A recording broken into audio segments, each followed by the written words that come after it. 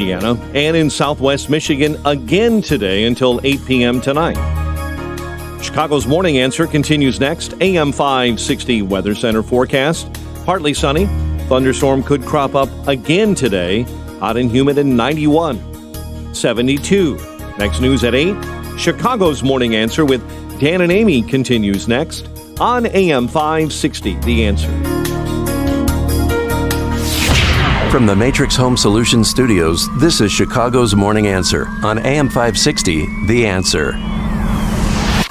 Listen to AM 560 The Answer online at 560theanswer.com, on the AM 560 mobile app, on your Alexa-powered smart speaker, and on TuneIn, iHeart, and on Odyssey. If you're looking for the latest news, insight into what it means, and the sharpest opinion, there's only one station in Chicago where you can turn, and it's this one. We're AM 560, The Answer.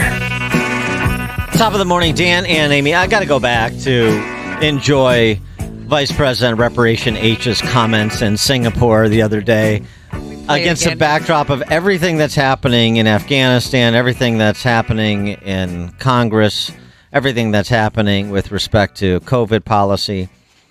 She's talking about disrupted supply chains in this way. And, of course, for Christmas, she's relating it all back to, one of the other sources of the apocalypse. The stories that we are now hearing about the caution that if you want to have Christmas toys for your children, it might be the time to start buying them because the delay may be many, many months. So across the board, people are experiencing the issue. And of course, the climate crisis is fueling a lot of this. When we look at the stronger typhoons that have disrupted shipping lanes and sea level rise, which threatens port infrastructure. You see, first of all, I've heard of Christmas in September, but right. Christmas in August. Secondly, you see what happened with the supply chains, which is why you need to do your Christmas shopping now, is all related to climate change. It has nothing to do with lockdown policies. Nothing to do with that. It's all climate change, man-made climate change, and so we're going to need to lock you down. Do you know how weak we look on a world stage when we have her saying goofy stuff like that? When she's on a foreign trip? Joe Biden's insurance policy. For more on this and some other matters, economics. Steve Moore, economist, Wall Street Journal columnist, Trumponomics author. Steve, should we start our Christmas shopping now? Good morning. Now, who was that? I heard the voice. No, it's Kamala. It's the Vice President of the United States. I don't know if you're familiar with her. Oh, that was Kamala. I wasn't sure it was Kamala or Nancy Pelosi. Yeah. So, yeah, right. I mean, there will be no Christmas if we don't get rid of if we don't pass this $3.5 trillion spending bill. I mean, there's just going to be no Christmas. The country is going to melt away. By the way, last night, guys, was in the ignominious day for the Democratic Party. It happened late last night. The House passed the $3.5 trillion debt bomb bill, which I believe in my 35 years in Washington is the most dangerous, destructive bill to our economy and our fiscal future and the history of our country. This is the massive tax increase. Everything's going to be free in America. Everything. Amy, you're going to get free health care. You're going to get free food. You're going to get free rent. You're going to get free community college. You're going to get free kindergarten. By the way, free kindergarten is really important because, the problem with our education system is the educrats just aren't getting hold of the kids soon enough. We got to get them out of the hands of the parents who are complete unprofessionals and get them in front of the union officials at the age of 3 and 4 years old. I mean, I could go on and on, but here's the point I'm trying to make.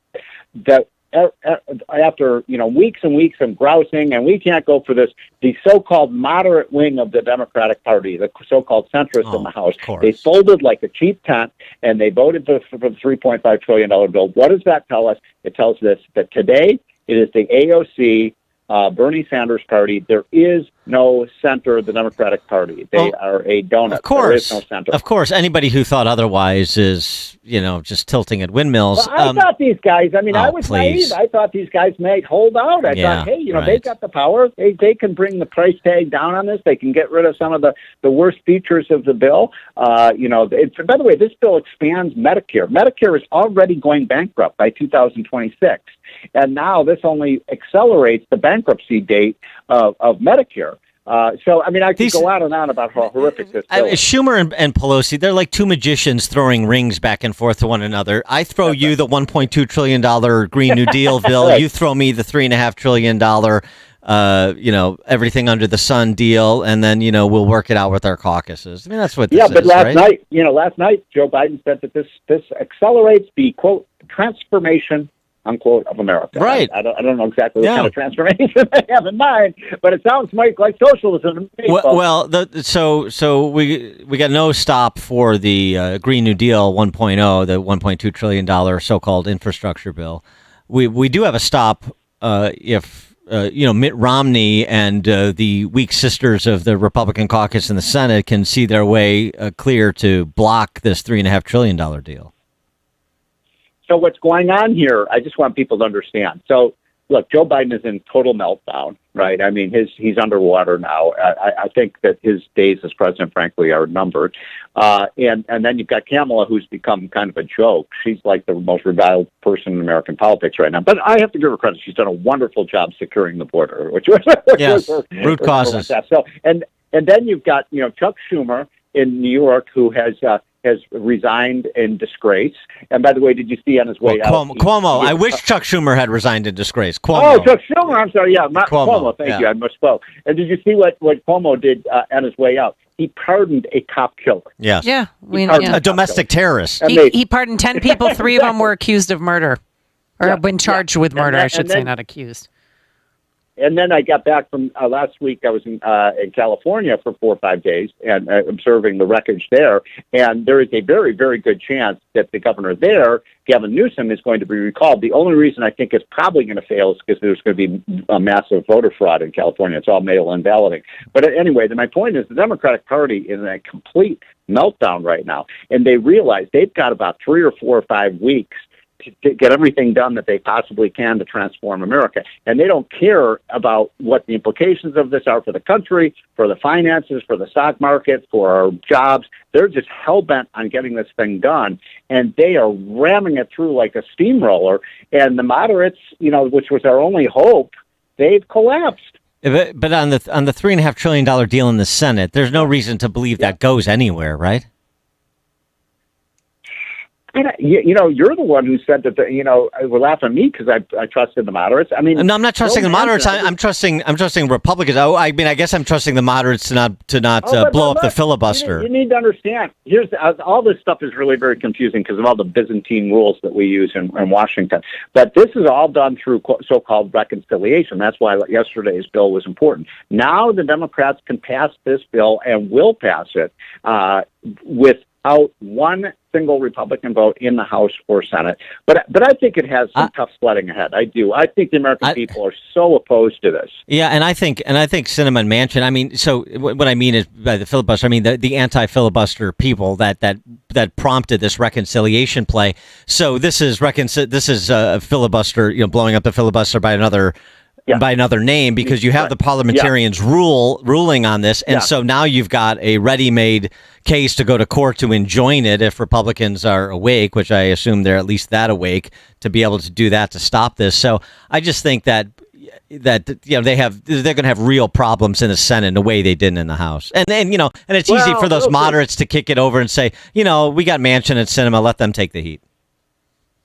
Well, I think Manchin and Sinema, it is frightening to me that the fate of the United States economy rests on the shoulders of Joe Manchin and Kristen Sinema. But they're saying, well, we can't go for $3.5 trillion. That doesn't mean they can't go for $3.3 trillion or $3.2. No, I know. Kick it back and forth. Awful bill. Yeah. And then they're going to say, they're going to pass a $3 trillion bill, and Manchin's going to say, see what I did? I reduced the price tag from $3.5 to $3 trillion, which is still, a gigantic amount of money. I mean, I'm in a bad mood today because I actually thought the moderates might put up a fight, and they did not. They caved.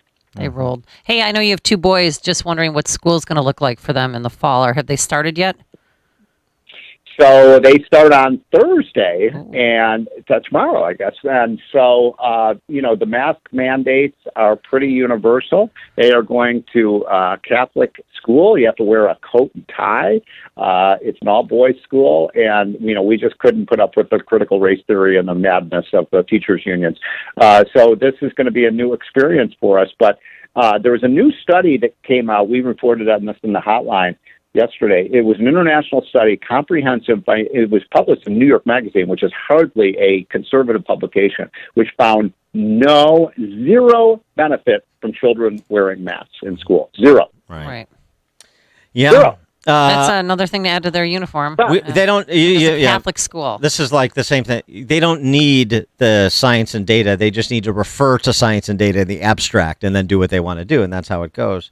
Yeah, I'm going to make the case. I think it's actually bad for the health of the kids. Bad for their, not being able to see people's faces, their facial expressions, and also I was in Florida yesterday, flying back, and you have to wear that mask now for 4 hours, and I can barely breathe. I feel like I'm not getting any oxygen. You know how you cure that? You know how you cure that? You know how you cure that, Steve Moore? What did I do? Move to Florida. Yeah, but he's staying on the plane back. I know, because now they've expanded anytime you get on a plane. And by the way, I do believe now they're talking about making vaccinations. You see, the latest thing is that they're talking about in many states, Virginia, for example, the guy who's running for governor, Terry McAuliffe, is saying if you don't get vaccinated, you cannot get a job in Virginia. Yeah. Oh my God. Perfect. Love it. Keep going. Keep going. Let's keep it. Well, they will transform America. That's how they're going to transform America. We're going to have free states and lockdown states. That's how it's going to be. Okay, fine. Steve Moore. Yeah, except then they're going to have a national mandate. See, this is the other thing that the Democrats are doing. That bill is a national takeover of the elections. This national takeover. There aren't going to be states. Every state's going to be like Illinois.